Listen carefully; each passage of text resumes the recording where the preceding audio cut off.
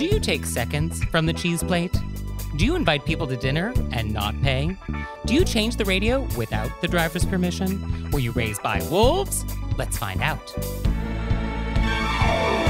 are things that can make it better when we have to live together. We can all use a little help. Some people don't ask themselves, were you raised by wolves?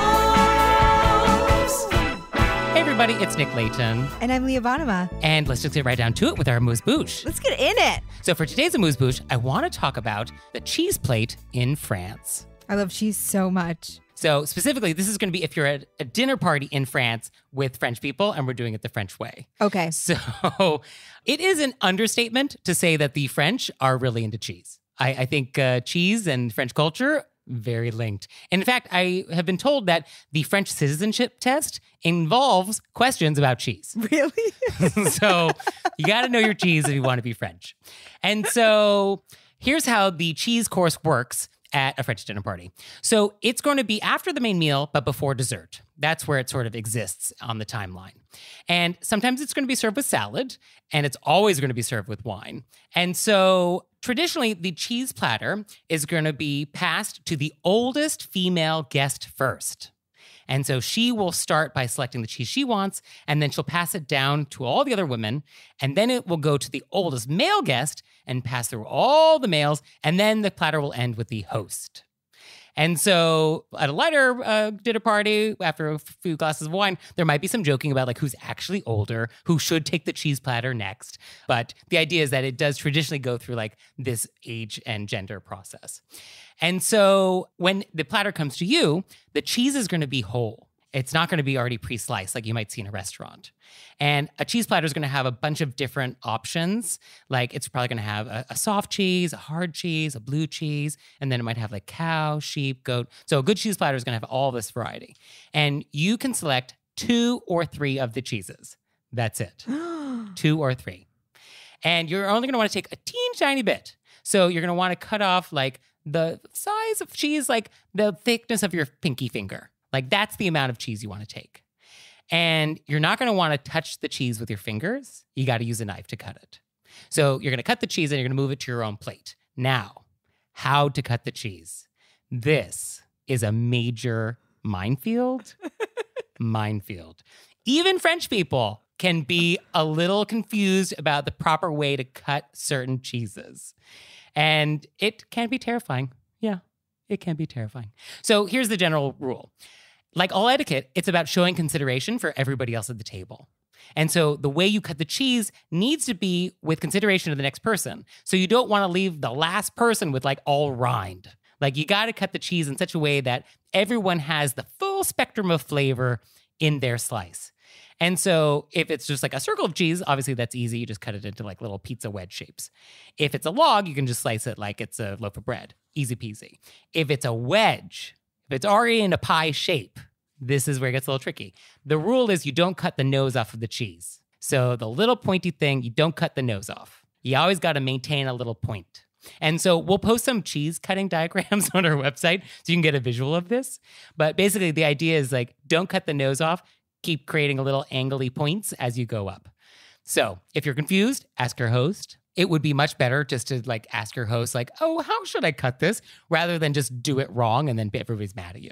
So ask if you're not sure. But that's the general idea, is that you want to allow everyone to have equal opportunity to enjoy all of the majesty of all the different parts of the cheese. Okay. I'm in shock. I was in shock from the beginning. I didn't know about the age process that the cheese go through, that the oldest person gets it. Right. This is all brand new to me. I didn't even know there was a cheese course. And then when you said it was the size You didn't know there was a cheese course in French cuisine? No. I've never been to France. When did you think like cheese happened? All the time. I thought people just were walking around with like cheese in their pockets. And that's true. Because that's how I live. And I don't think I realized it was its own course. I also didn't realize that you took something the size of your pinky. I mean, and then that you could only take 2 or 3 if it was a whole thing. And then that you have to leave a point. It is definitely a minefield of anxiety. And I cannot wait to look at the diagrams. So I make sure that when I sometime in my life go to France, I will know how to cut the cheese. Oh, but there's more. It gets even more complicated. So now you have the cheese on your plate. We haven't even gotten to the rest of it. So now there's bread. Of course, there's always bread at a French meal. Like, there's always going to be bread. And you actually can pass that around a lot more casually, but you take one piece, only one piece. So just take one piece of bread. And so here's how you eat it. You break off a little piece of bread with your fingers, and with your knife, because as we remember, we don't touch the cheese with our fingers, you cut off an even smaller piece of the cheese and put it on the bread, and then you eat the bread and the cheese together. But it's about the cheese. The cheese is the star here. The bread is just the vehicle. It's just the mechanism to get cheese into your face. So you don't want too much bread. It's really about cheese. As far as I'm concerned, everything is just a vehicle for cheese. And then in terms of how you should be eating the cheese, you'll probably go from the mildest flavor to the strongest so that, you can taste them all as you go along. And if you want to eat the rind, you can. You can totally do that if you want. You can also cut the rind off if you don't want to eat that. Totally up to you. French people do it both ways, depending on your taste. Now, here's some things not to do. I'm going to guess you don't lick the cheese. Don't lick the cheese. That was not on my list, but I'm going to add it. How about lean over to the person sitting to your side and be like, I didn't get that one. Can I try that one? And then stick your fingers onto their plate. That's probably a no. Yeah, that's also frowned upon. How about cutting a little extra and putting it into your pocket because it's so good you want to eat some later? That's definitely no. So on my list of things not to do, you don't want to spread the cheese on the bread. Like, cheese is not butter. So don't mash like the brie into the bread, because so much about the cheese eating experience is about the texture of the cheese. And if you like smush it into the bread, you lose the texture part. So don't use a knife to spread the cheese into the bread. Also, don't say that cheese is stinky. It's just strong. So that's also a good tip. With the salad I mentioned earlier, if there is a salad, you can eat it with the cheese, or you can wait until you're done with all of your cheese and then eat the salad afterwards. Now, one thing about the cheese plate is that it only goes around once. You don't take seconds from the cheese plate. So you can ask for more bread, but you can't ask for more cheese. Any follow-up to that? No, I just feel sad. But because French people also like sometimes breaking rules, you might get somebody at the table who reaches for the cheese platter and says to you, like, I know we're not supposed to do this, but do you want more? And then you can be like, oh, I don't want to break the rules. And then they'll be like, oh, I won't tell. And then you can have more cheese. But you have to acknowledge that it is not proper to ever take seconds from the cheese plate. Oh, I hope when I eventually go to a dinner in France that there's one of those people at the table and they sit directly next to me. And be like, oh, you're naughty. You naughty cheese stealer. But I'll take more Roquefort. And do you have a favorite cheese? I really like a lot of cheeses. Okay. What's your desert island cheese? I think it's going to be a smoked Gouda. Oh, good choice. What's your Good desert choice. island cheese? Well, I've been watching a lot of cheese YouTube videos lately. So it's really hard for me to choose right now because I've just been in a lot of cheese caves mentally.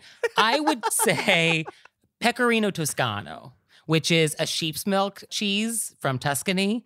And it's sort of flaky, and you can eat it alone, or it can go on top of salads or pasta. It's like a very versatile choice. So I figure if I can only have one cheese on my desert island, that would really cover a lot of emotional bases for me. I love it. I love it. And one thing I did see while I was watching all of these YouTube videos about French people eating cheese, of which I watched a lot, I was watching this one where it was a French countess giving etiquette advice. And she was saying that it's okay in France to put your elbows on the table because it allowed her to show off all of her rings. Oh. So I thought, okay, I like that. I never thought of, that's the reason why you put elbows on the table. So I don't know if that's actually a French etiquette rule or if this is just what French countesses do. But if you're a French countess, I guess that's fine. You want to shake what your mama gave you.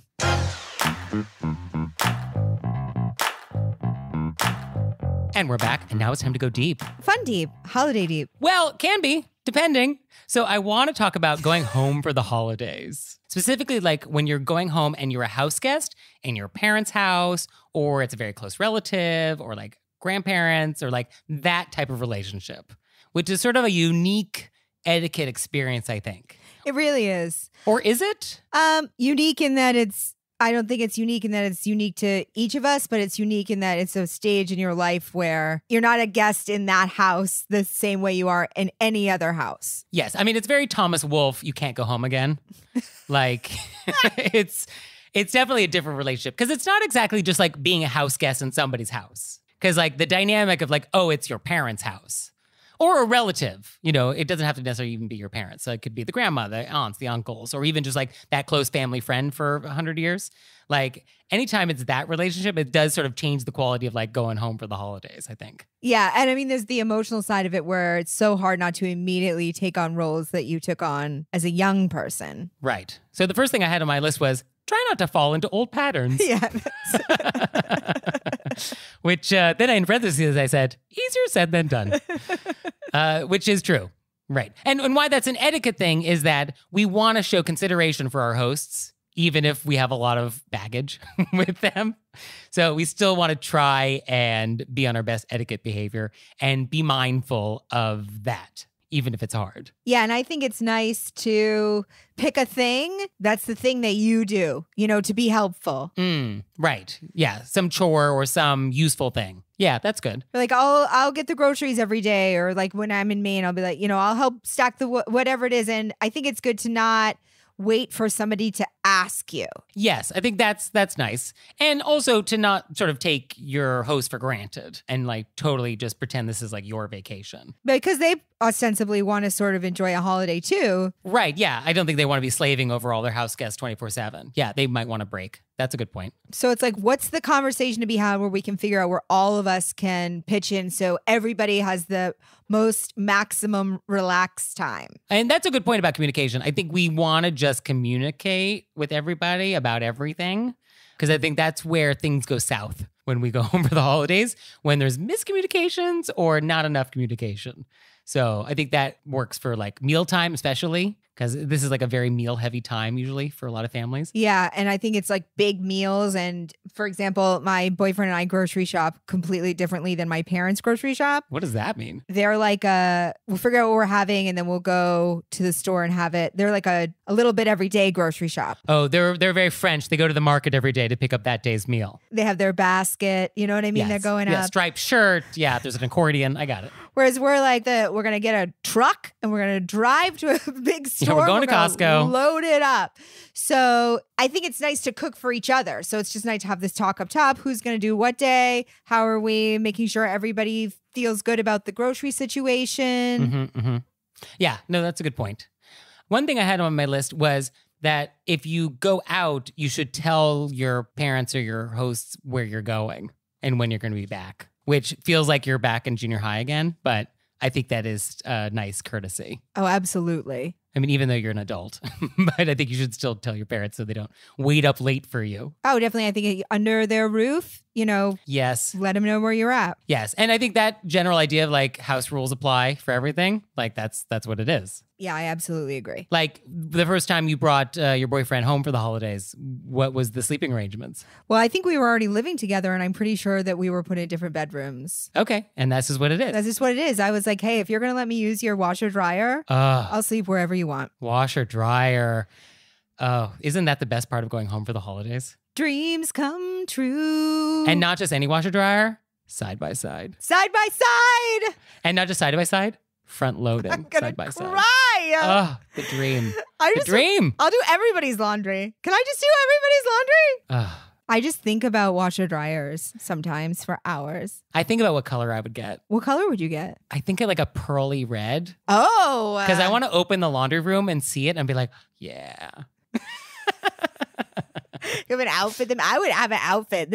Matches my washer dryer. You know what I mean? No, that really, I mean, it is really the fantasy to have my own washer dryer. But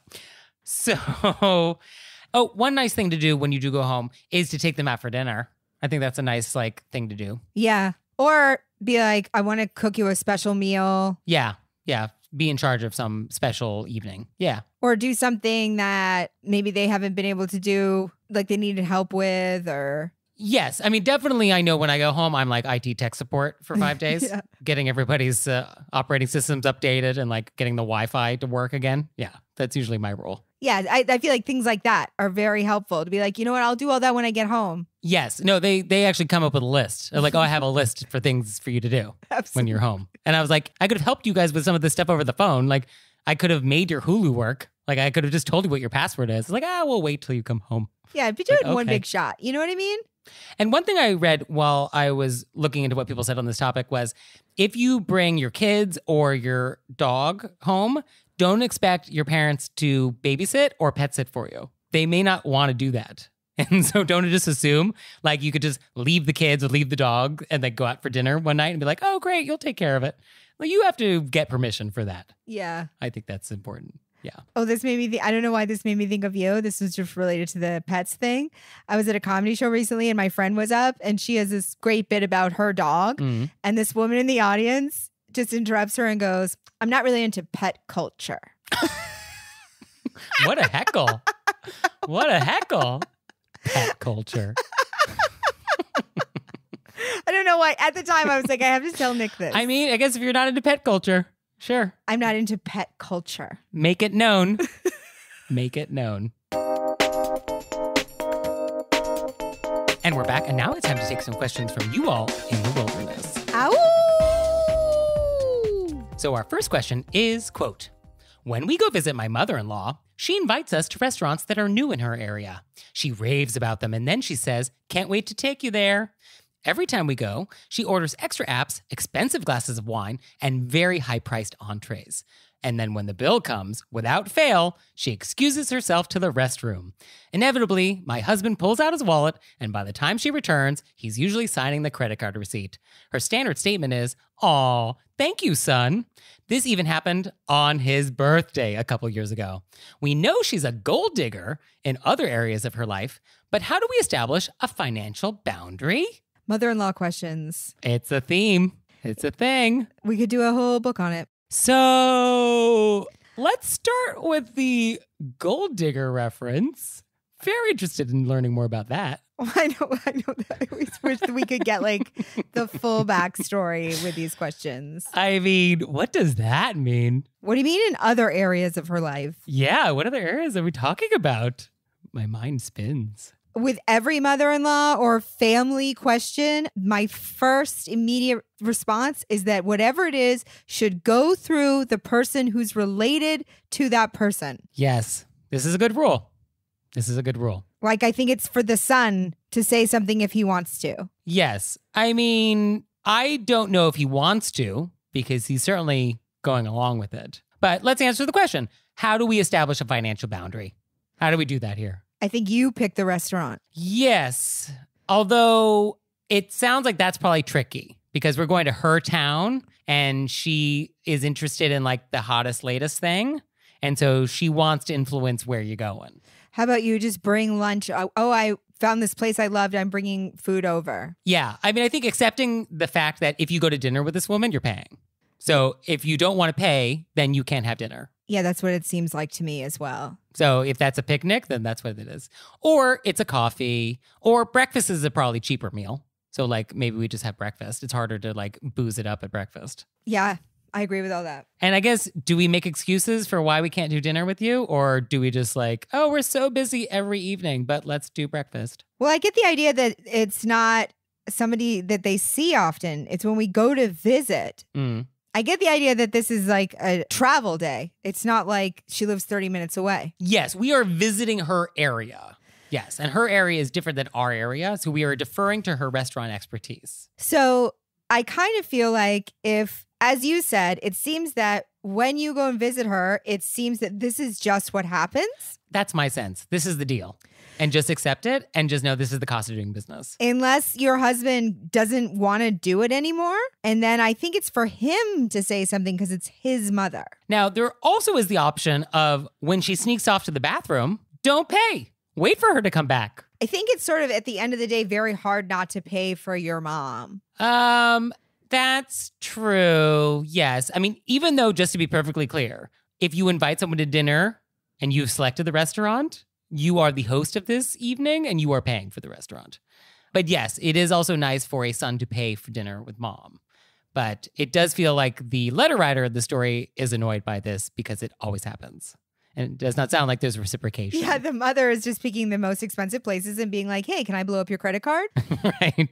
And I understand why that's upsetting. And it is, like you said, whoever invites should pay. But I think And to be clear, this behavior is rude. Yeah, definitely. Inviting people to an expensive restaurant, blowing up the bill with extra apps and bottles of wine, yes, this is rude behavior. Yes. But it's so hard because it's a mother-in-law. I also think the other option is if it drove you crazy, you could not go. Oh, just make it a mother-son thing? Yeah, why don't you two go have a great time? Oh, that's nice. Yeah, just sort of tap out of the ring. Yeah, okay. Be like, and you could say it drives me crazy, and I want you guys to have a good time, and I don't want to interfere with the relationship. So have at it. Have at it. And that'll be one way to bring down the cost, I guess. Just have one less diner. Yeah, there's one less diner. Or you could be like, I'm only eating at McDonald's, so happy to take you out, but we got to go to Mickey D's. Bon appetit.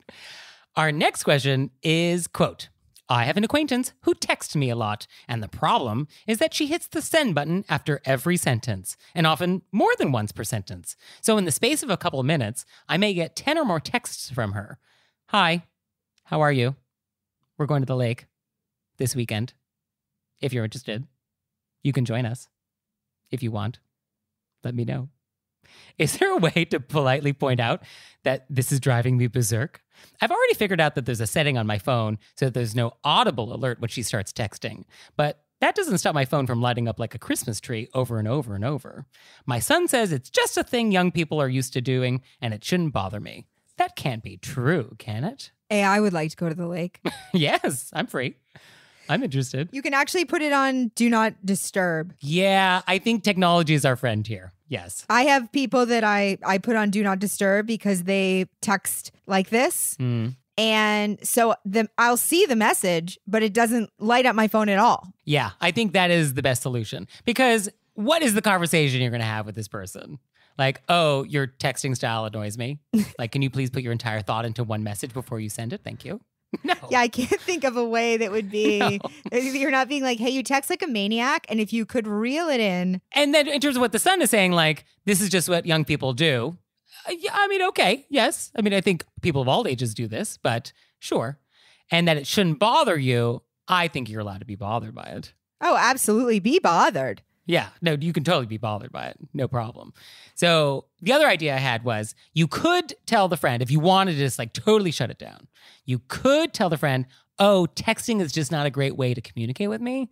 I'm much more of an email person. So can we just move this to email? And people are less likely to send phrases via email. So you might just get just one email with this invitation to the lake instead. And so maybe that's problem solved. I think that's very nice. So I guess that would be my choice. But I think, yes, I think if you got an iPhone, or I'm sure Androids do this too, or whatever, phone you got, I'm sure there's some technology available to you. Yeah, it's in settings. It's called Do Not Disturb, and it has a crescent moon. It looks like nighttime. Oh. And the texts still come in. They just they're not on the front of your phone. They're just in your messages. I think people get what we're talking about. Well, I'm explaining it in case they don't. I'm just explaining it in case they don't. Leah's offering tech support, guys. Our next question is, quote, I always play music while I'm driving.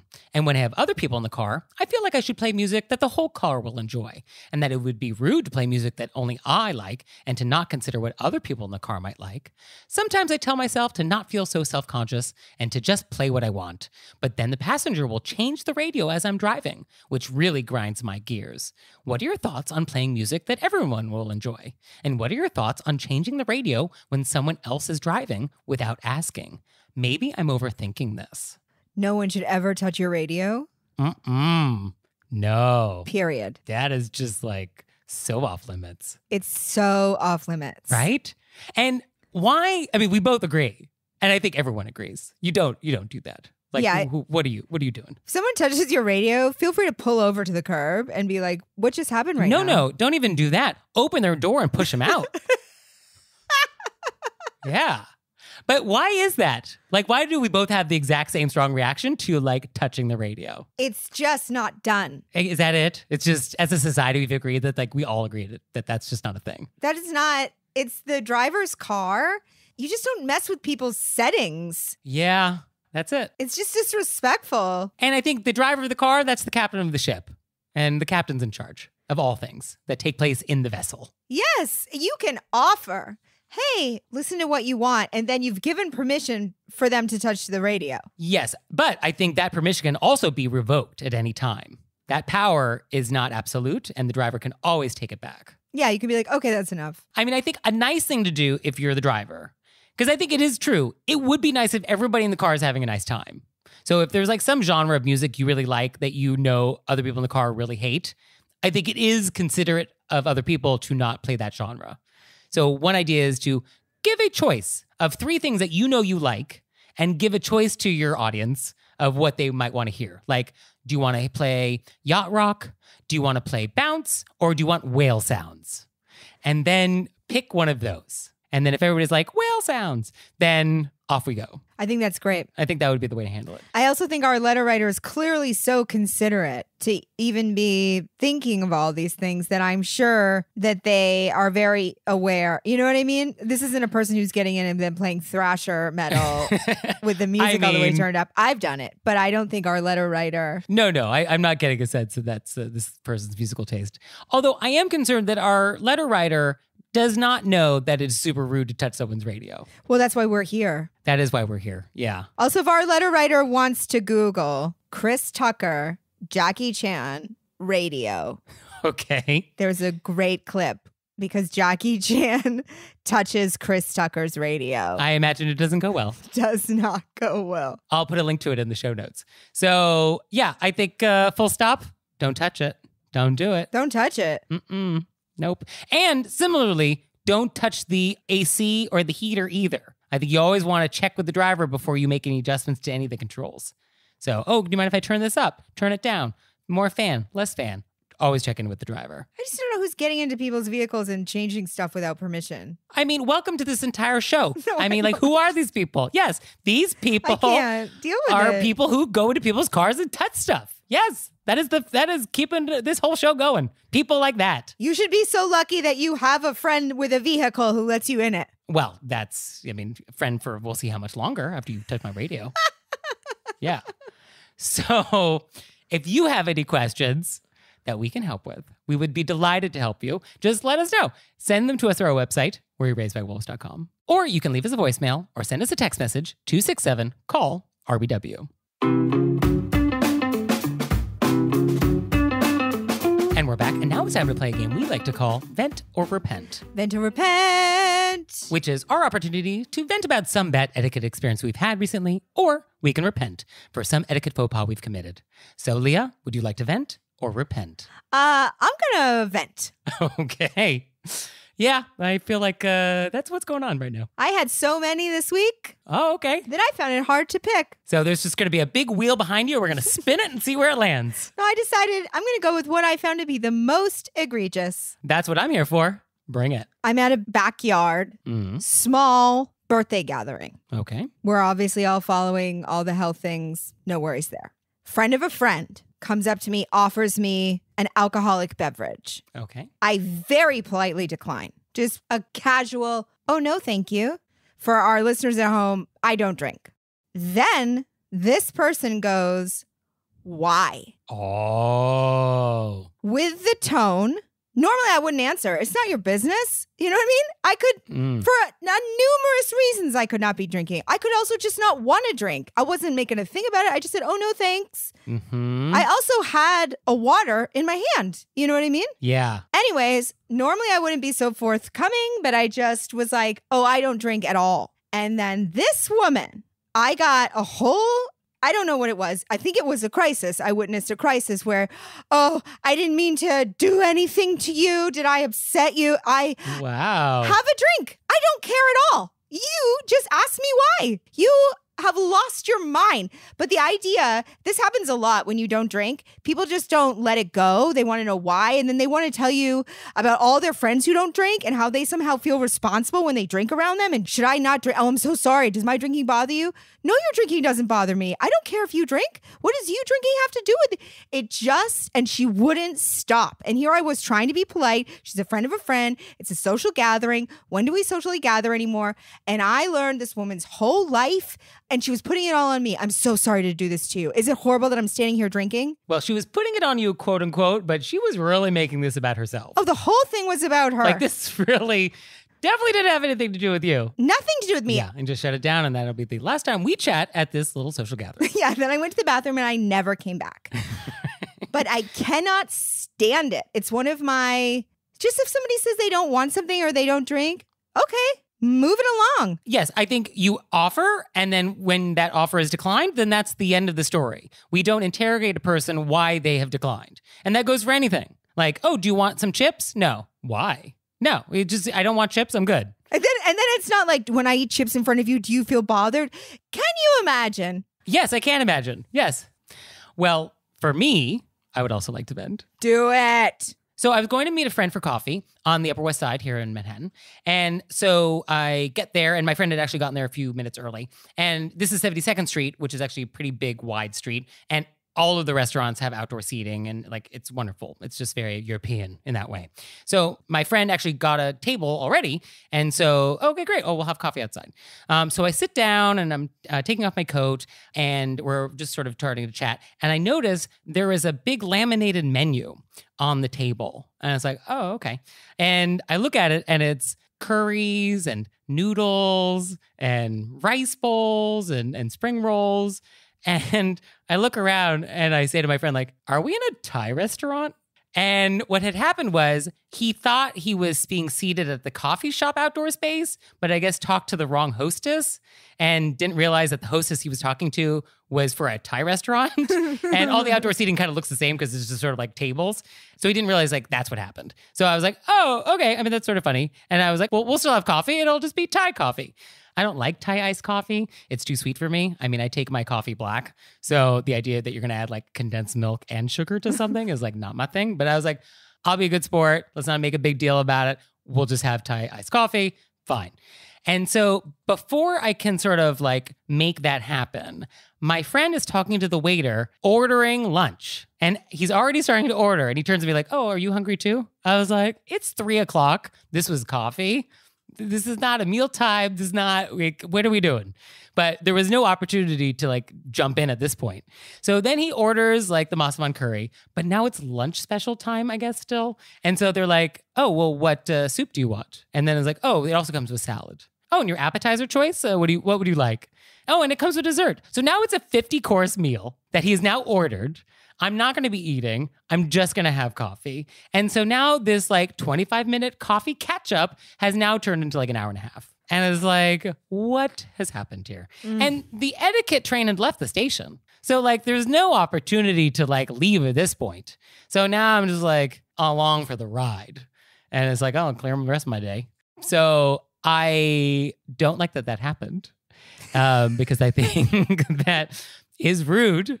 And the only silver lining of this entire experience was that as it was happening, I was just saying to myself, well, at least I get to tell Leah. We're going to just use this. We're going to just like bottle this up and we're going to just tell Leah all about it. And we're going to like do something with this horrible experience. So I'm honored. Yeah, that's what it is. So that was my very short coffee, which turned into an hour and a half Thai multi-course meal. Well, it's your your time got robbed and you weren't asked. I guess that's true. Yes, I think that's why I'm so bothered because I had my time stolen.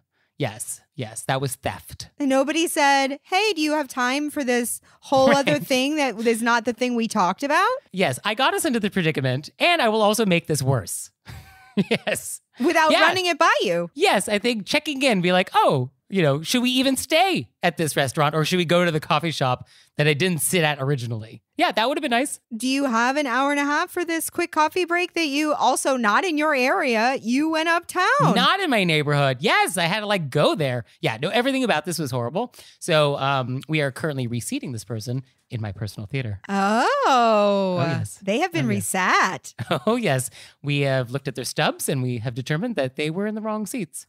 And so we will be escorting them up to the upper balcony. Yes.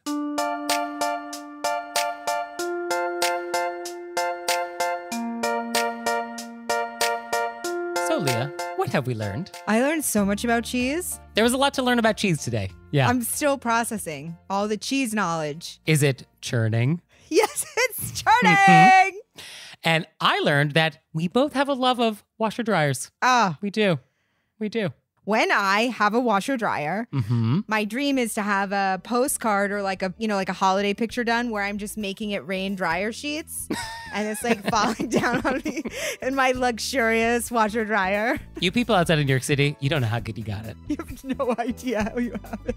Well, thank you, Leah. Thank you, Nick. And thanks to you out there for listening. If I had your address, I'd send you a handwritten note on my custom stationery. So for your homework this week, I want you to buy some merchandise. Get a mug, get a hat, get a tote bag, get a baby onesie, get a face mask. We have adorable merchandise. It's available. Go to our website, check it out, and we'll see you next time. Bye. Bye.